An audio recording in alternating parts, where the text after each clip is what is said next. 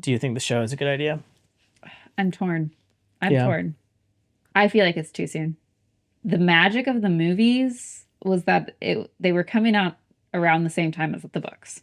Yeah. And so there was this whole build up, like the books and the movies. And I guess I was just a part of that generation. And so it just feels like a betrayal almost. And like it's been built up so much. Yeah. Both together. Like in Florida, Universal Studios, they have a whole Harry Potter world that they continue to build on based on the movies. Yeah. That's a good point. But at the same time, like it has been like over a decade at this point. Yeah, I don't know when the last movie came out. I don't remember when the last one came out, but I mean, it's been a minute. Mm-hmm. And like there's this whole generation that came up after the seventh book and the seventh movie was released. Yeah. That haven't experienced that hype. I feel like the show could target them more so. And like, I mean, people are going to watch it because it's Harry Potter.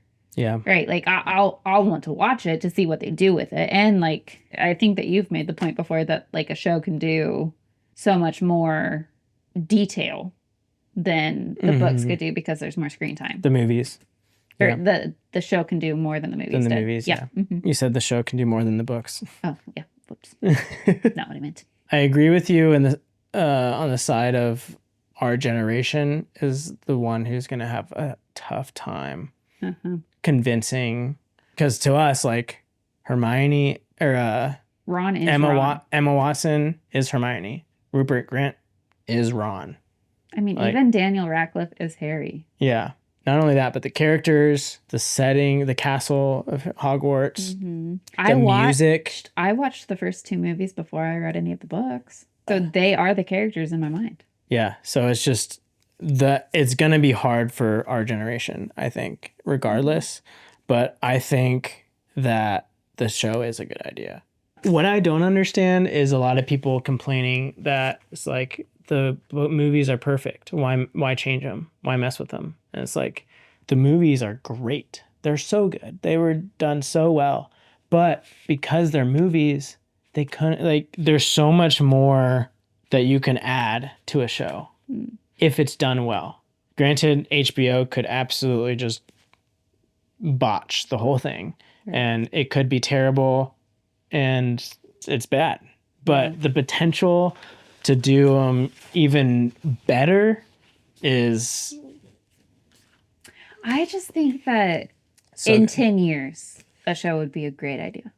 In 10 years? In 10 years. Like, give it some more space. Like, I'm just thinking back to another, like, The Lord of the Rings were just big hit movies. Right? And that was right at the turn of the century, right? Like, 2000s-ish. So at this point, it's been a quarter of a century. Yeah. And, like, just now, I feel like they could probably get away with, like, starting something else. And they are. I mean, they're not redoing The Lord of the Rings, but they're like doing continuation things about The Lord of the Rings now. And so it's like, that's the piece, not the fact that I think the show is a good idea. I am not convinced that this is the right time for the show. Yeah.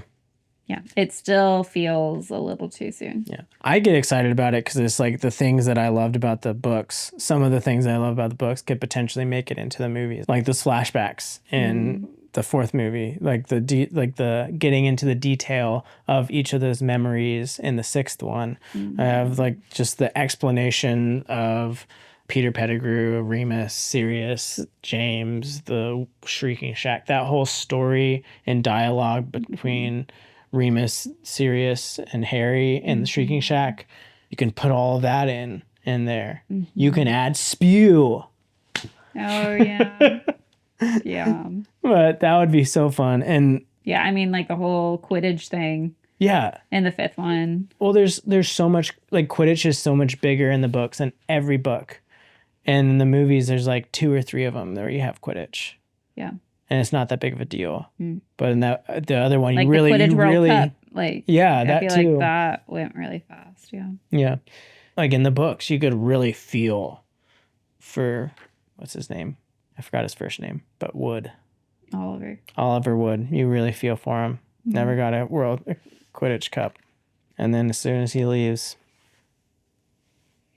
All the Quidditch cups.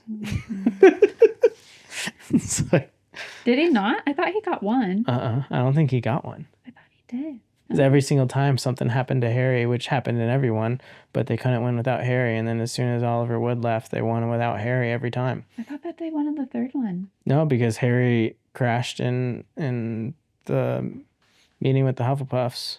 And because of that, they lost. Right, but then he won against Ravenclaw. I'm pretty sure that they won once with Oliver Wood. I don't think they did. I think they did. We need to go look that up.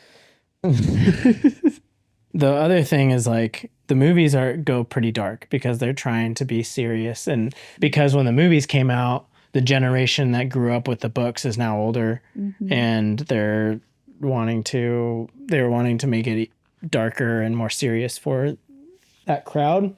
I would almost enjoy the show more if it brings that back a little bit.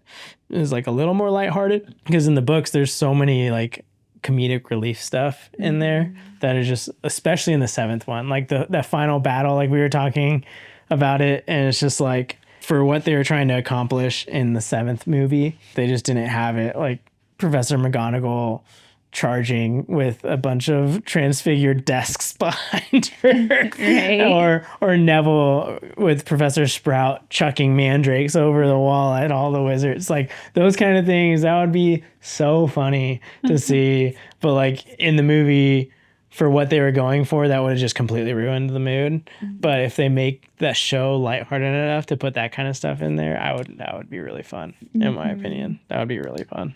So there's potential with it. We'll see. We'll see. When does it come out? I think they start filming like this spring. Oh, okay. So it's gonna be a little while. It probably won't come out till like 2026, late 2026. I would get, that's my guess, unless they have just like a great time filming and don't miss a beat and the editors are Really on point. Then they might get it like early 2026, but I'm guessing mid to late 2026.